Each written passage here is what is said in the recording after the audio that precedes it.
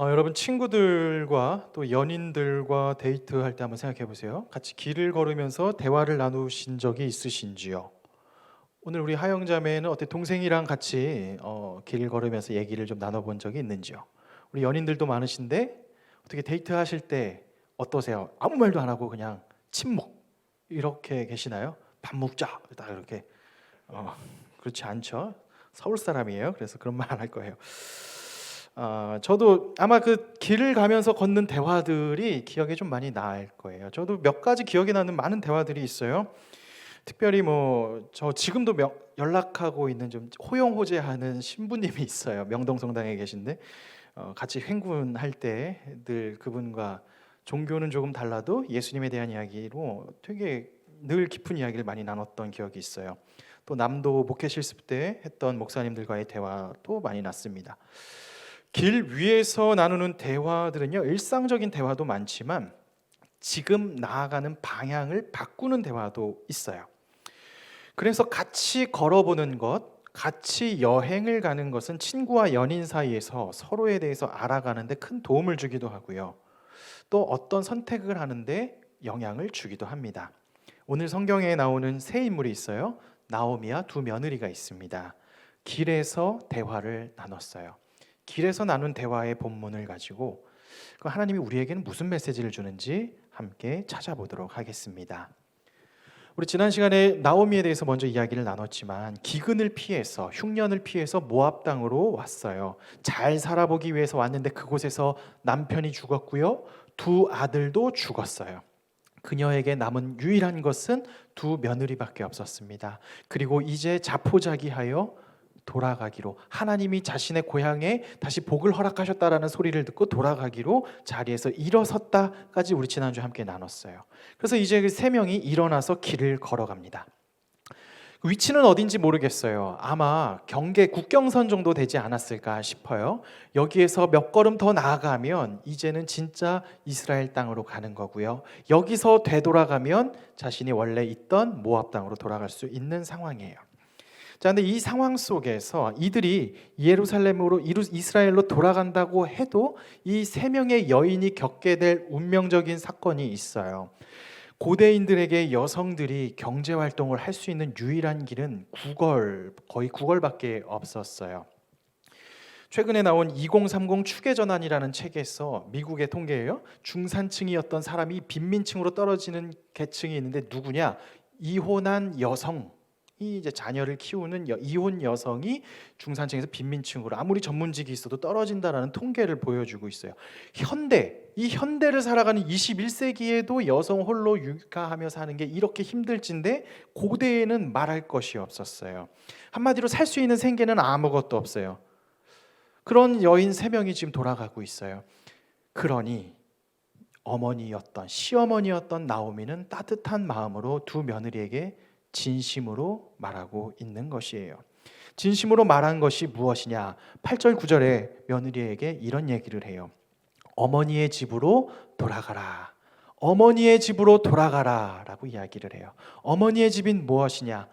친정 어머니의 집. 보통 고대에는 어머니의 집이라고 표현 안 하고 아버지의 집이라고 해요. 근데 왜 어머니의 집이라고 했냐면 어머니의 집에 가서 재가를 해라.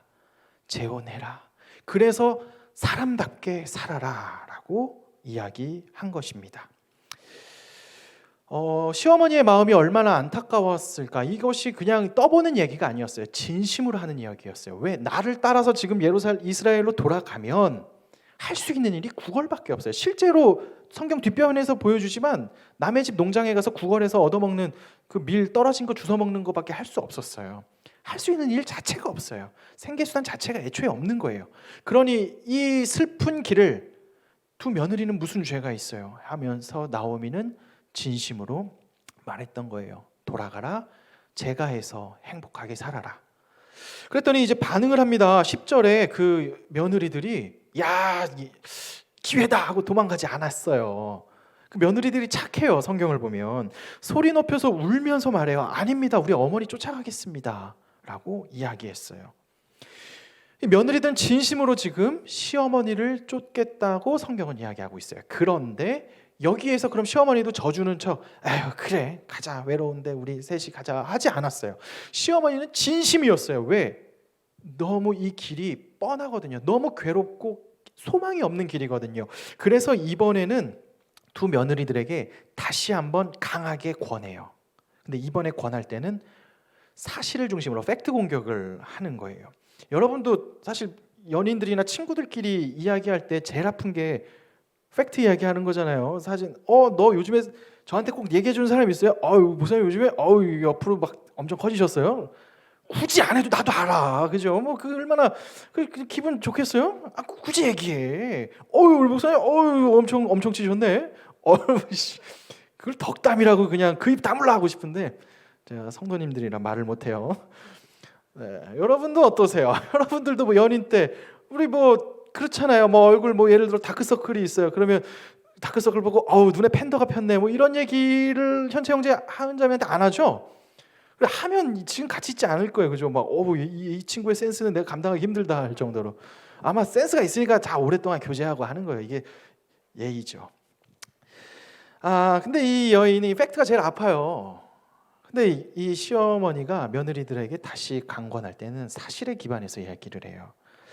고대 전통에 그 며느리들이 재가를 하고 다시 남편이 죽으면 유일하게 다시 재기할 수 있는 방법이 뭐 다시 부모님 집에 돌아가서 다시 재혼하는 방법도 있지만 그 고대 법에 이스라엘 법에 형이 결혼해서 죽으면 형수를 동생이랑 다시 결혼을 시켜요. 이게 뭐 말도 안 되는 인권 유린이 아니라 그 여인 혼자 남아서 경제 활동할 수 없이 굶어 죽게 하지 않기 위한 사회 보장 제도예요.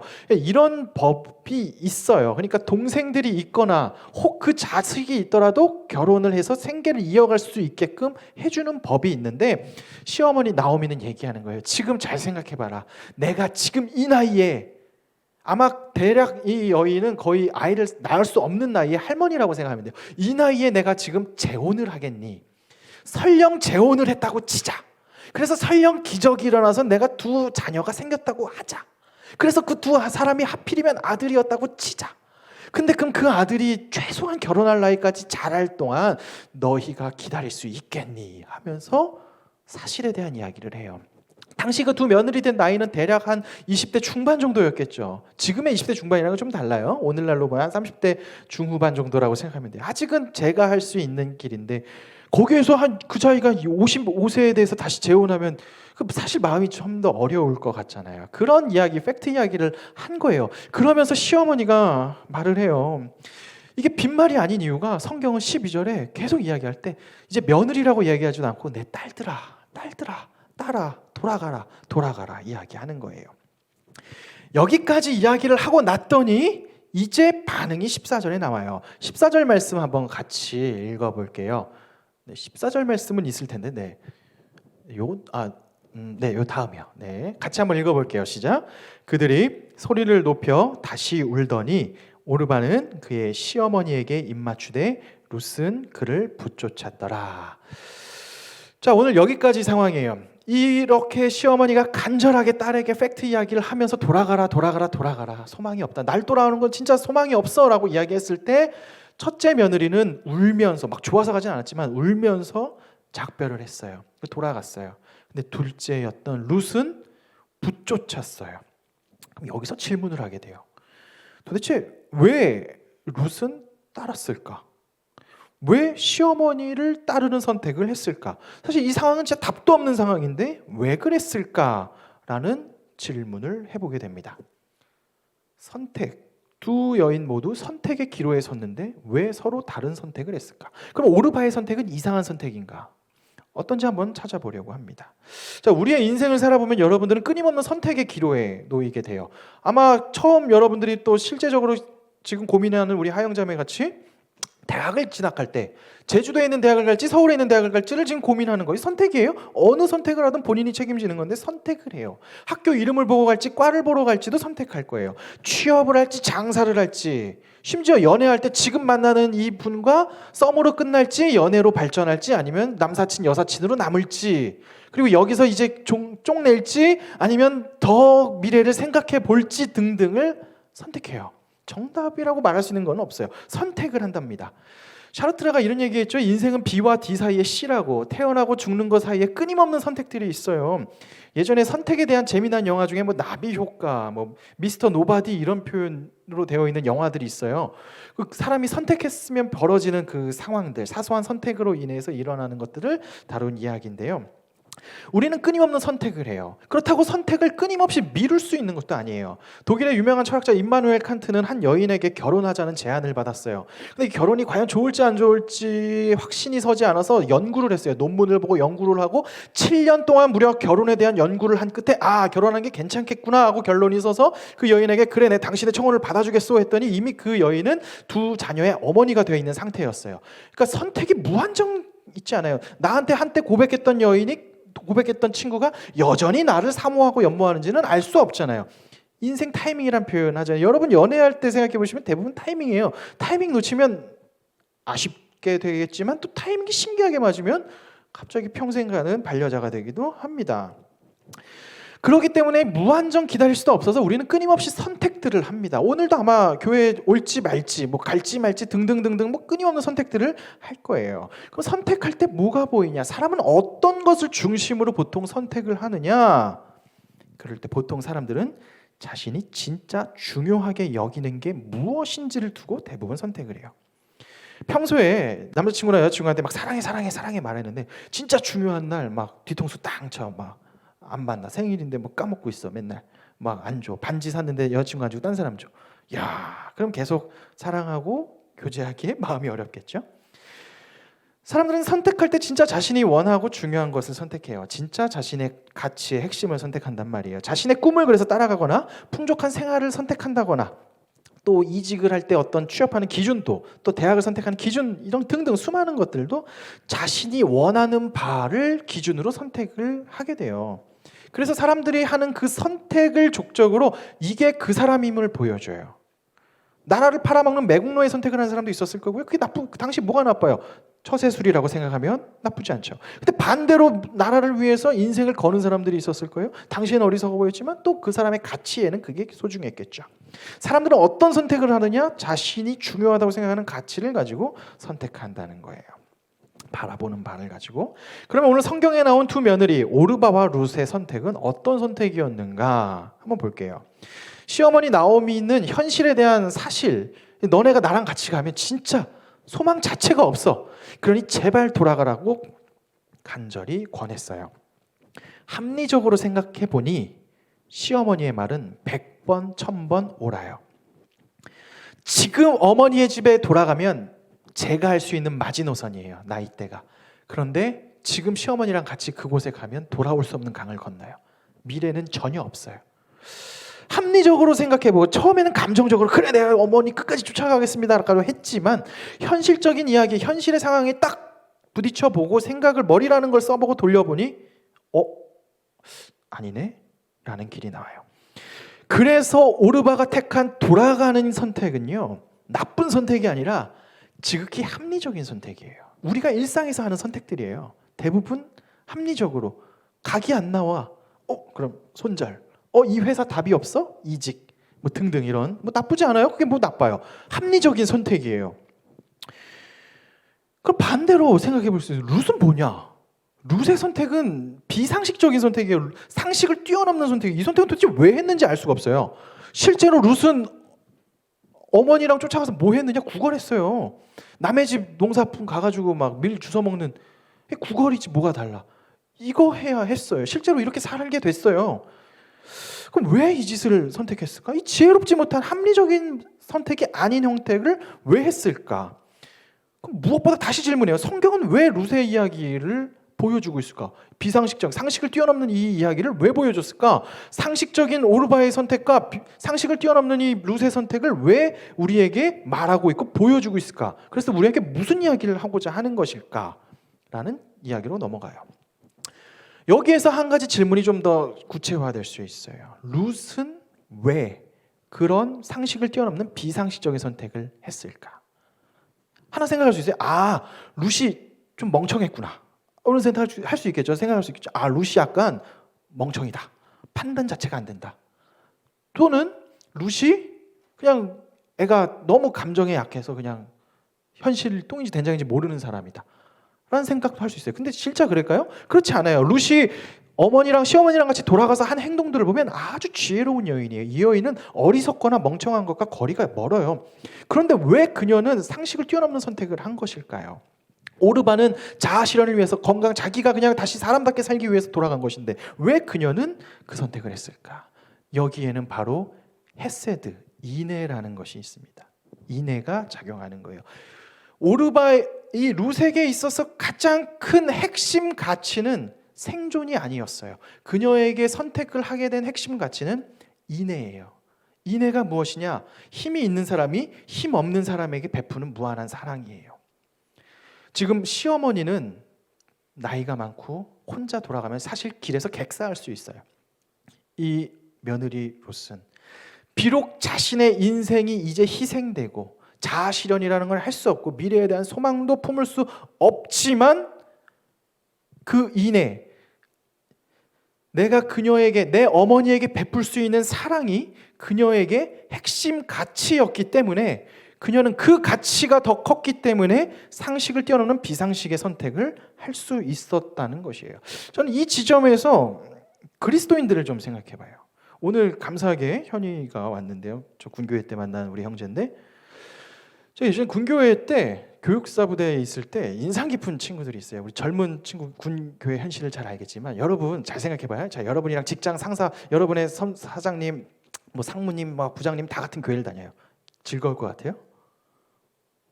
군 청년들에게 왜 군교회 안 와야 하면 한마디예요. 아, 내 군대 가서 교회까지 가서 필승하고 싶지 않다. 당연한 마음 아니에요? 교회에서 뭐 되게 장로님이시면 장로님하고 인사하실 것 같아요? 내일이면 지휘관 이렇게 하는데 우리 다양한 버라이어티한 일들이 많은데, 그래서 대부분 생각이란 게 있는 청년은 군교회 안 와요. 나도 곰곰이 생각해봤어요. 나라면 올까? 내가 일반 장교로 갔으면 나도 안 갔을 것 같아. 짜증나잖아. 안 가잖아. 일단 미안해.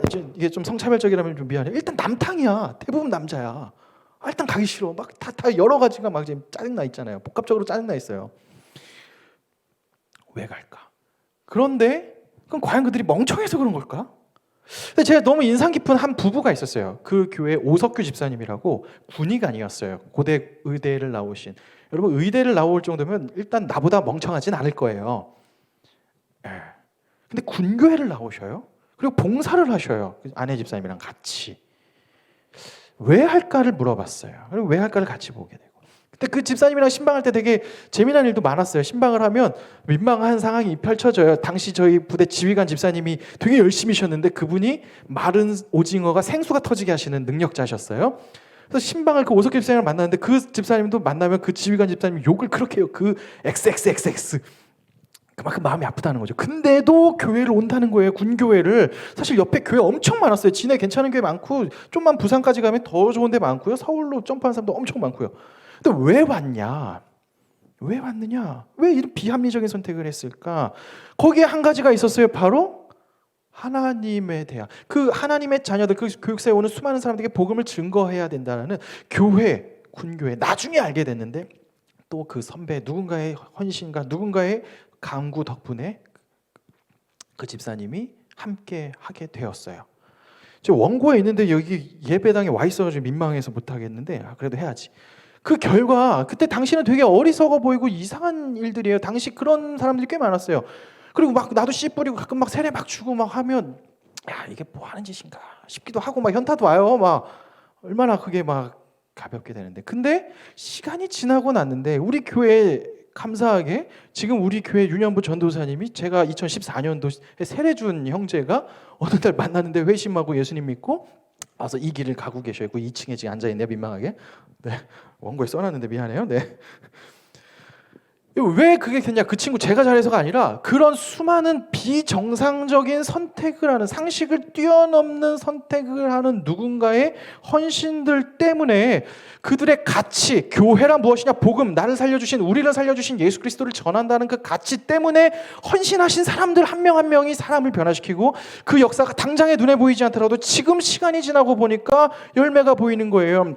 이건 제가 원고에 없는 이야기예요. 사실 저도 요 얘기를 하면서 아 그래 나도 진짜 내가 가치를 택했지. 야, 제가 이번 주에 이 설교 연구를 하다가 책을 좀 봐야 될 게 있어서 학교 도서관에 오랜만에 중도에 갔어요. 근데 갔다가 책을 빌려서 나오는데 유학을 갔던 선배를 만난 거예요. 지금 학교에서 교수하고 강의를 하고 있더라고요. 그래서 그 교수랑 그 형이랑 이제 얘기를 좀 나누는데 뭐 저한테 우리 때 수많은 사람들이 마치 예수님 믿는 것처럼 얘기했고 마치 목회 길을 가는 것처럼 생각했으나 다 때리쳤거든요. 엄청 때리쳤어요.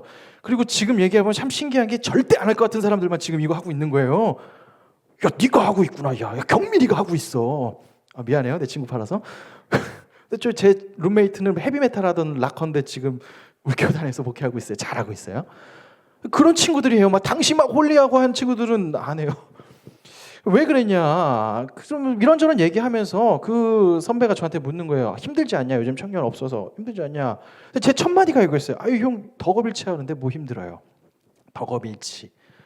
왜 우리 자기가 좋아하는 걸 직업으로 가지면 행복하다고 하잖아요. 그래서 되게 저도 그때까지 하고 그날 제가 수요일 날 이 원고를 다 썼어요. 그래서 이제 장난 아니구나. 나도 역시 야 내가 가치를 택했구나 했는데 지금 원고에 없는 이야기 이거 안 하려고 했다가 금요일 날 엄청난 현타가 왔어요. 뭐 어제 다 얘기 안 할 거예요. 할 수 없는데 어제 리더들은 소식 조금 알겠지만 임계치에 있던 게 빵 터져버렸어요. 별거 아닌 사건인데 그래서 오늘 사실 미안해요. 오늘 오전까지도 나 오르바의 길을 택해야겠구나. 이 오르바의 길 상식을 택하는 게 되게 나쁜 게 아니라 상식적이구나.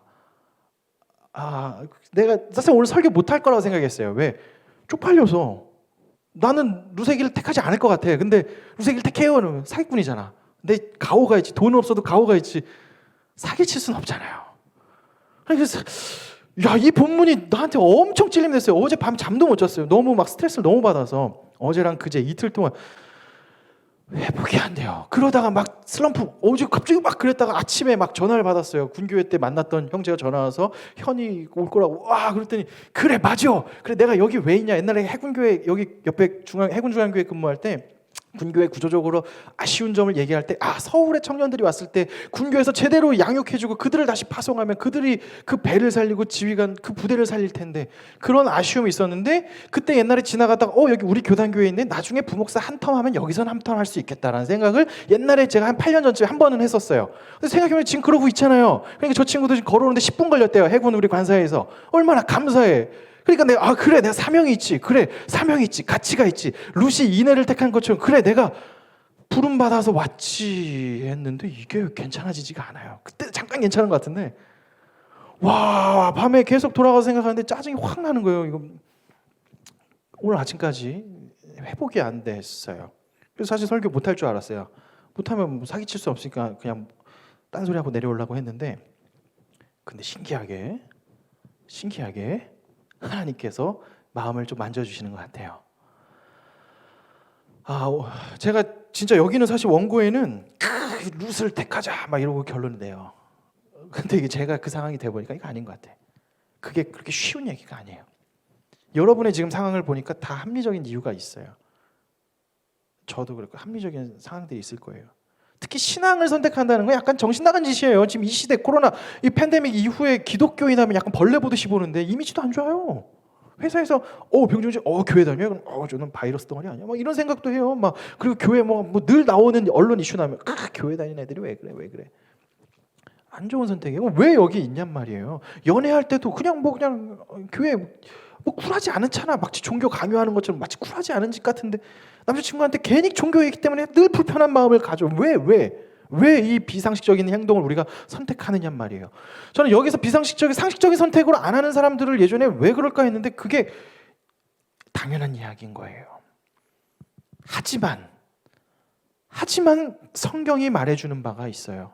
성경의 핵심하는 바는 룻이 어머니에게 인애를 베풀었을 때 룻의 끝자락까지 갈 때 나오는 전체 주제가 있어요. 바로 하나님이 그녀에게 헤세드, 인애를 베푸셨다라는 거예요. 끝까지 그녀를 헤세드 날개로 품고 이끄셔서 그녀를 회복시켰다는 거예요. 사실 오전에 아직 뭐 완전히 막 행복한 상태는 아닌데 이 말씀이 다시 한번 이 원고를 보다가 이 말씀이 생각이 났어요. 히브리서 11장 6절의 말씀이에요. 제가 예수 그리스도를 진짜 진지하게 다시 한번 고민하게 보게 된 계기의 말씀이에요. 바로 이 11장 6절 말씀인데 한번 같이 한번 읽어볼까요? 함께 읽겠습니다. 시작. 믿음이 없이는 하나님을 기쁘시게 하지 못하나니 하나님께 나아가는 자는 반드시 그가 계신 것과 또한 그가 자기를 찾는 자들에게 상 주시는 이심을 믿어야 할지니라. 아멘. 그 룻을 선택하는 거, 룻과 같이 상식을 뛰어넘는 선택을 한다는 게 기쁜 일로만 보상이 돌아오지 않아요. 제가 지금 오늘 이 선택을 하면 약간 이제 했어요. 이제 이 길 가겠다고 선택을 하면 이제 다시는 이걸로 고민하지 않으리라는 하는데 실제로는 되게 막 마음이 이상해요. 막 여러분도 마찬가지일 거예요. 지금 가장님 택한 거, 임원들 택한 거 막. 근데 그걸 뛰어넘는 하나님의 갚으심을 보고 가는 거예요. 사실 아파요. 그냥 뭐 제가 아프다는 게 아니라 이 상식을 택하는 게 너무 상식적이잖아요. 여러분 회사 이직하는 상식 있잖아요. 다 상식적인 선택을 하는 거예요. 근데 여기서 야 진짜 미친, 내 정신 나간 거구나. 한번 제가 정신 나간 선택을 지금 또 한번 오늘 해볼까 해요. 모르겠어요. 해야지 어디가 해야지. 계속 해야죠. 여러분과 함께 가야죠. 어딜 가. 여러분들도 같이 한번 가볼게요. 제가 이런 이야기를 하는 이유는 같이 가는 거예요. 그러니까 막 신앙 좋은 사람은 무조건 막 하나님 다 택하고 약간 그거는 정신적으로 저는 건강하지 않을 수도 있어요. 사람은 고민을 해요. 선택 앞에서 늘 고민을 해요. 가치에 대해서 늘 고민을 해요. 그럴 때 당신의 최우선 가치가 무엇이냐?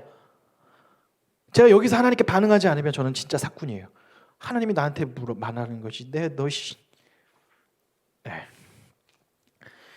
교회를 보여주고 함께 하고자 하는 게 소망이 있어요. 여러분들에게 이 청년의 때에 예수 그리스도를 말미암아 일어나는 교회라는 걸 보여주고 싶어요. 여기서 선경험, 여기 1년 있을 수도 있고 2년 있을 수도 있고 3년 있을 수도 있고 저랑 몇 년 있을지도 몰라요. 근데 그럼에도 불구하고 지금 여기서 본 교회란 사람이 세우고 세워져간 사람을 통해서 재생산이 되고 복음이 다음 세대로 확장되고 그래서 이 교회에서 예수 믿는 사람들이 일어나고 믿지 아니하는 청년들이 이 시대에 하나님 없다고 하는 이 시대 속에 우리 교회를 통해 복음이 확산될 수 있기를 소망해요. 제가 그것 때문에 이 길을 왔는데 그 길은 쉽지 않아요. 제가 원래는 쉽다고 써놨거든요. 근데 어르신들 얘기하지 말라고 이런 시련을 줬나 봐요. 쉽지 않아요. 진짜 조금 전까지만 해도 막 되게 좀 하여튼 막 그래요. 여러분과 함께하는 목회자가 있다고 합니다. 얼마나 은혜가 돼요. 이런 놈 써주는데. 그러니 하나님이 여러분을 안 쓰겠어요. 그러니까 기대하세요. 저는 하나님께서 우리를 통해 일하실 일들을 기대합니다. 룻기 전체에서 이야기하고자 하는 바, 룻이 헤세드, 하나님의 인애, 비상식적인 선택을 했지만 하나님께서는 그 룻을 버려두지 아니하시고 그를 통해 아브라함의 다윗을 낳게 하시고 그 대를 통해 또 예수님의 가문에 들게 하는 영광을 허락하셨다는 것이에요. 우리는 하나님이 살아계신 것과 하나님이 우리에게 상 주신다는 것을 신뢰하고 가는 자들입니다. 그러니 2022년 영신교회 새벽잇을 같이 하면서 특히 임원분들, 가장님들에게 제가 먼저 바래요. 여러분 넘어지고 하고 싶은 일 많을 거예요. 하물며 저도 마찬가지인데 같이 가봅시다. 끝까지 가봐요. 죽이 되든 밥이 되든 가봅시다. 그리고 한 가지 봅시다. 그 안에서 일하는 하나님을 봅시다. 제 소망은 거기에 있어요. 하나님을 보게 하는 거. 만약에 제가 기가 막히고 막 하면은 막 전우성 목사 대단해. 근데 여러분 봤잖아요. 엄청 허접해요. 내가 대단한 줄 알았는데 대단할 건덕지를 안 줘요. 참 고맙죠? 그런 자들을 통해 일하시는 하나님을 보자고요. 그 하나님.